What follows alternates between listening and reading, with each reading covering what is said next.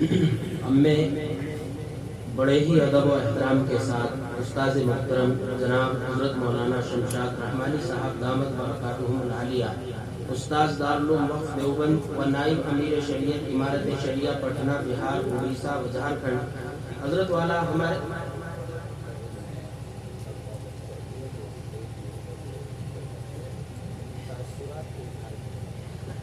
والا ہمارے درمیان تشریف فرمائے ہیں۔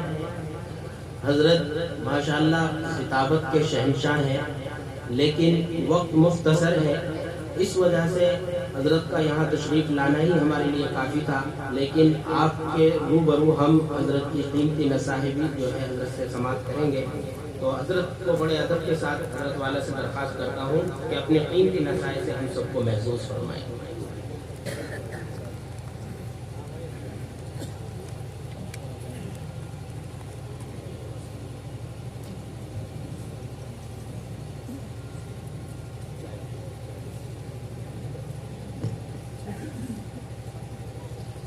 بسم اللہ الرحمن الرحیم وبہ نستعین اما بعد۔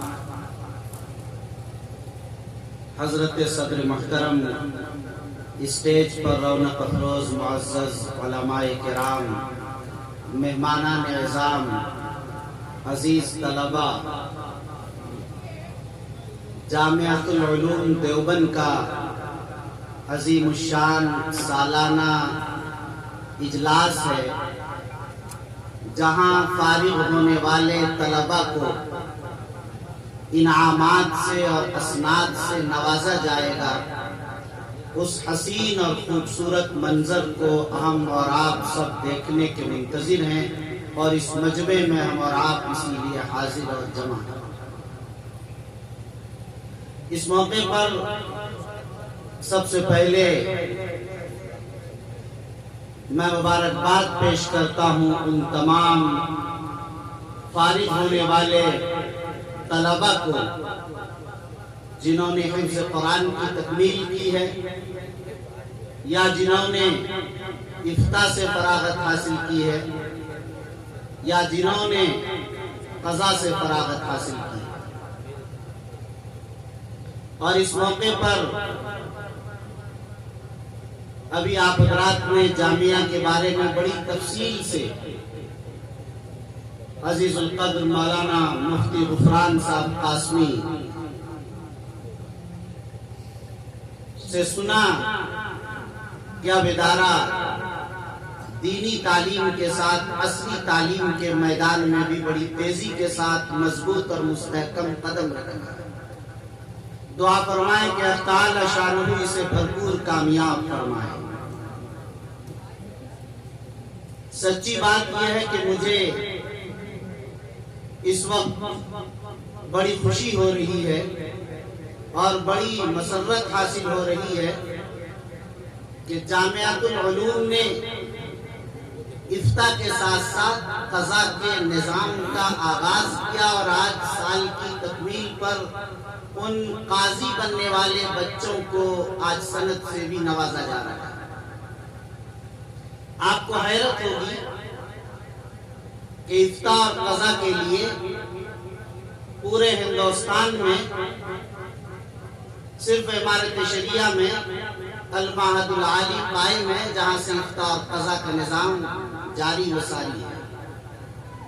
میں بہت مبارکباد پیش کرتا ہوں اس وقت ادارے کے بانی سرپرست روح رواں حضرت اقدس حضرت مولانا مفتی محمد احسان صاحب قاسمی ندوی دامت برکاتہم العالیہ کہ ان کے ذہن اخاذ میں اور ذہن رسا نے اس بات کو محسوس کیا کہ اس ملک کو قاضیوں کی ضرورت ہے۔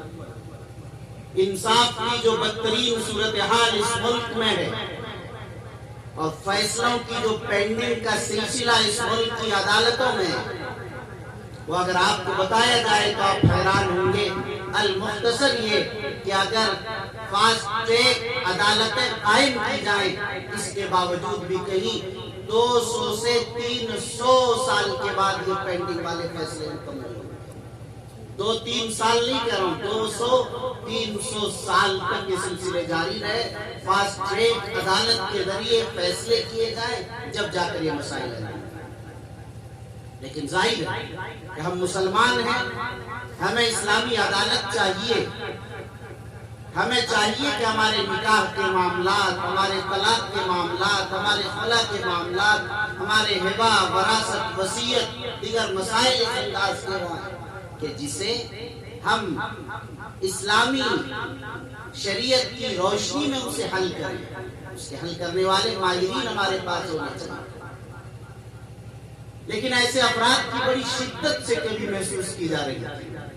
یہ ایک تجدیدی کارنامہ ہے اور ایک یہ قابل تحسین ہی نہیں بلکہ لائق تقلید عمل ہے جو حضرت مفتی صاحب نے انجام دیا ہے۔ یہ بڑا کارنامہ ہے۔ اللہ تعالیٰ سے دعا ہے کہ اللہ تعالیٰ اس سلسلے کو بھی مزید تیزی کے ساتھ آگے بڑھائے اور اللہ تعالیٰ اس سلسلے کو قبول فرمائے۔ مجھے ایک بات صرف عرض کرنی ہے، وہ یہ کہ جامعۃ العلوم نے دیوبند کی سرزمین پر جس قلیل مدت میں جس تیز رفتاری کے ساتھ اپنے کاموں کو آگے بڑھایا اور جس نہج پر کاموں کو انہوں نے رخ دیا ہے، اس سے آپ حضرات اس کے مستقبل کی تابناکی کو خود محسوس کر سکتے ہیں کہ اس کا مستقبل کس قدر روشن ہوگا انشاءاللہ۔ اس میں در حقیقت میں بارہا کہا کرتا ہوں کہ ادارے کا محتمم اور ادارے کا روح رواں اور سرپرست، ادارے کا بانی جس ذہن و فکر کا ہوا کرتا ہے، ادارے کے اندر وہ اثرات منتقل ہوتی ہیں۔ حضرت مفتی صاحب کو آپ جانتے ہیں کہ وہ اس ملک کے بے باک خطیب ہیں۔ اللہ تعالیٰ نے زبان و بیان کا جو ملکہ، زبان میں جو فصاحت و بلاغت اور چاشنی عطا کی ہے، ظاہر ہے کہ اس کا اثر آپ دیکھ رہے ہیں کہ جن طلباء نے آپ کے درمیان تقریریں پیش کی اس میں آپ نے محسوس کیا۔ اور خاص طور پر مجھے خوشی ہوئی جب عزیز مکرم برادرم حمدان سلمہ سے میں نے تقریر سنی تو مجھے لگا کہ ماشاءاللہ مفتی صاحب کا جانشین تیار ہے الحمدللہ۔ جس بے باکی کے ساتھ انہوں نے اسٹیج پر تقریر کی، ابھی ابتدائی درجات میں پڑھنے والا ایک طالب علم، ظاہر ہے اس سے آپ کو اندازہ ہو سکتا ہے کہ اسی کا نتیجہ اسی انداز سے جس تیزی کے ساتھ آپ دیکھ رہے ہیں کاموں کو، نظام کو، سلیقہ مندی کو، یہ سب چیزیں اسی کا حصہ ہیں۔ بہرحال مجھے یاد کرنا ہے کہ کوئی لمبی چوڑی تقریر آپ حضرات کے سامنے نہیں، مجھے حکم دیا گیا کہ کوئی نصیحت آپ طلباء سے کر دیں، صرف ایک نصیحت آپ حضرات طلباء کو کرنا ہے۔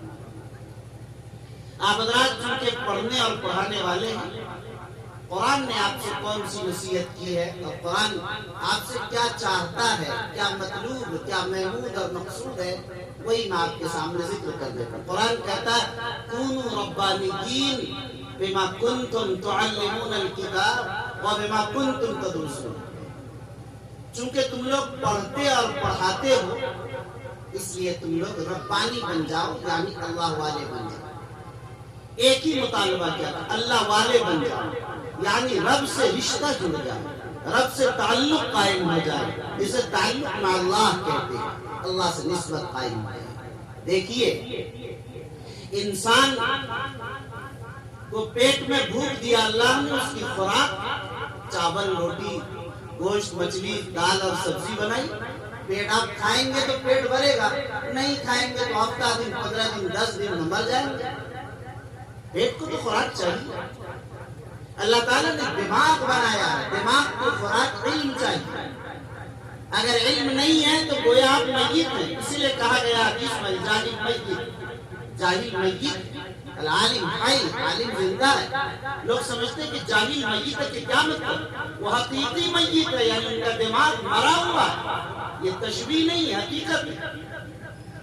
اسی طرح ایک دل ہے، دل کی بھی خوراک متعین کریں، دل کی خوراک سے اگر آپ کی زندگی میں ذکر نہیں ہے تو ظاہر ہے کہ آپ پھر بھی مرے ہوئے۔ جس طرح پیٹ کو خوراک چاہیے، جس طرح دماغ کو خوراک چاہیے، جس طرح دل کو خوراک چاہیے، ہر ایک کی خوراک متعین ہے۔ آپ پیٹ کی خوراک تو اللہ تعالیٰ نے وعدہ کر لیا وَمَا مِن دَابَّةٍ فِي الْأَرْضِ إِلَّا عَلَى اللَّهِ رِزْقُهَا۔ دماغ کی خوراک آپ نے حاصل کر لی علم کے ذریعے سے۔ قلب کی خوراک آپ کو حاصل کرنی ہے، قلب کی خوراک ذکر اللہ، اللہ کی خشیت، اللہ کا خوف ہے، اللہ کی محبت ہے، اللہ کے سامنے رونا ہے، اللہ کے دربار میں مناجات کرنا ہے، استغفار کرنا ہے۔ یہ اپنے اساتذہ سے، اپنے مشائخ سے، اپنے مرشد سے نسبت قائم کرنے کے بعد یہ یاد پیدا ہوگی۔ پہلے تو سند بھی نہیں ملتی تھی، جب تک کسی صاحب نسبت بزرگ سے اسے اجازت نہ مل جائے یا کم از کم وہ سفارش نہ کر دے کہ تربیت نہ حاصل کرنا۔ دماغ کے خوراک کے بعد دل کی خوراک کے لیے خانقاہ بھیجا جاتا ہے۔ آج نہیں بھیجا جا رہا ہے، لیکن آپ حضرات کو اس بات کو لے کر جانا چاہیے، آپ نے بھی دل کی خوراک متعین کی۔ آپ کا علم ایک تالاب کے مانند ہے، تالاب میں جتنا پانی نکالیں گے ختم ہو جائے گا۔ جتنا درس میں مفتی شاہ نواز صاحب نے تقریر پلائی ہے آپ کو، اتنی ہی تقریر آپ کو رہے گی، اس سے آگے کا معاملہ نہیں ہوگا۔ لیکن جب آپ عارف ہو جائیں گے، معرفت ربانی حاصل ہو جائے گی، اللہ سے رشتہ اور تعلق جڑ جائے گا، تو اس کی بنیاد پر آپ کو اگر ایک جواب بتایا گیا تو 10 جواب اللہ کی طرف سے آپ کے قلب پر القا ہوگا۔ حضرت نانوتوی رحمۃ اللہ علیہ تو کوئی سوال کرتا، جواب دینے میں تأمل فرماتے تھے۔ شاگرد نے پوچھا کہ حضرت آپ جواب دینے میں تأمل کیوں فرماتے ہیں؟ کچھ دیر بعد ارشاد فرماتے ہیں۔ حضرت نے فرمایا کہ جب بھی کوئی سائل کوئی سوال کرتا اور پوچھتا ہے تو اللہ کی طرف سے میرے دل پر 100 جوابات اس کے آ جاتے ہیں۔ میں انتخاب کرتا ہوں کہ اس مخاطب کے لیے کون سا جواب مناسب ہے، جو اقرب الی الفہم ہے، پھر اس جواب کی تعیین میں مجھے وقت لگتا ہے۔ یہ کہاں سے آیا؟ اسی اللہ سے تعلق کی بنیاد پر ہے۔ اس لیے ایک عارف کا جو علم ہوتا ہے وہ اس چشمے کے مانند ہے، جس طرح چشمے سے نکلتا رہتا ہے، نکلتا رہتا ہے، نکلتا رہتا ہے، ختم نہیں ہوتا ہے۔ اس لیے یہی ایک نصیحت میں آپ سے عرض کروں گا کہ آپ حضرات اللہ والوں سے نسبت قائم کیجئے۔ یہ سوال آپ کے ذہنوں میں نہیں پیدا ہونا چاہیے، اللہ والے اب نہیں رہے کہاں جائیں؟ بھائی اللہ والے نہیں رہے، کبھی زمانہ اللہ والے سے خالی نہیں ہوگا۔ طالب صادق چاہیے، آپ طالب صادق بنیے۔ آپ کے زمانے میں جس کو بھی آپ سمجھیں کہ یہ مجھ سے بہتر ہے اور صاحب نسبت ہے، تعلق قائم کر لیجئے۔ خدا کی قسم آپ کی دل کی دنیا بدل جائے گی اور آپ کا قلب روشن اور مجلہ مزکہ ہو جائے گا، ایسا مصفا ہو جائے گا، آئینے کی طرف آپ کو دنیا کے سارے مسائل سمجھ میں آتے چلے جائیں گے۔ آج ہمارا علم خالص ہونے کی بنیاد پر ہمیں وہ خوف خدا اور خشیت ربانی، وہ توکل علی اللہ، وہ مناجات کی لذت، وہ اللہ کے دربار میں گڑگڑانے کا وہ مزہ، راتوں کو اٹھ کر وبالاسحار هم یستغفرون کا مصداق نہ بننے کی بنیادوں پر آج ہم ان چیزوں سے خالی ہیں، ہم اس کی لذت کو محسوس نہیں کر رہے۔ جو امام محمد راتوں کیوں جاگا کرتے تھے، امام احمد بن حنبل کو کیا مزہ مل رہا تھا ان چیزوں میں، ظاہر ہے اس کا موقع نہیں ہے۔ آپ اس چیز کو محسوس کیجئے، اس لذت علم کو اور اس محبت اور معرفت کو حاصل کیجئے۔ اگر آپ حاصل کر لیں گے تو آپ نے جامعۃ العلوم کے نام کو روشن کیا، اپنے اساتذہ پر نے جو آپ پر اعتماد کیا ان کو آپ نے مطمئن کیا، اور ان کے پھل کو آپ نے، ان کے درخت کو ثمر آور کیا ہے۔ اور اگر یہ نہیں ہو سکا تو ظاہر ہے ہمیں محسوس کرنا چاہیے، ہم نے پڑھا تو ہے، علم حاصل تو کیا ہے، لیکن ہم ناکام رہے اپنے مشن میں، مقصد میں۔ اگر تجارت کرنی تھی، زراعت کرنی تھی، دیگر کام کرنے تھے، اتنے 10 سال 15 سال پڑھنے کی ضرورت نہیں ہے۔ حافظ قرآن بن کے ضروری مسائل جان لیتے، یہ بھی بہت تھا، لیکن آپ نے پڑھا، اس مقام تک پہنچے، آپ کا انتخاب ہوا۔ جب آپ اللہ کی طرف سے منتخب ہیں، خدا را اس نسبت کو بڑھائیے، تعلق میں اللہ میں اضافہ کر کے اپنے آپ کو ایک خدمت گزار بافیض عالم کی حیثیت سے پوری دنیا میں متعارف کرائیے۔ بس انہی باتوں پر میں اپنی بات ختم کرتا ہوں۔ وآخر دعوانا ان الحمدللہ رب العالمین۔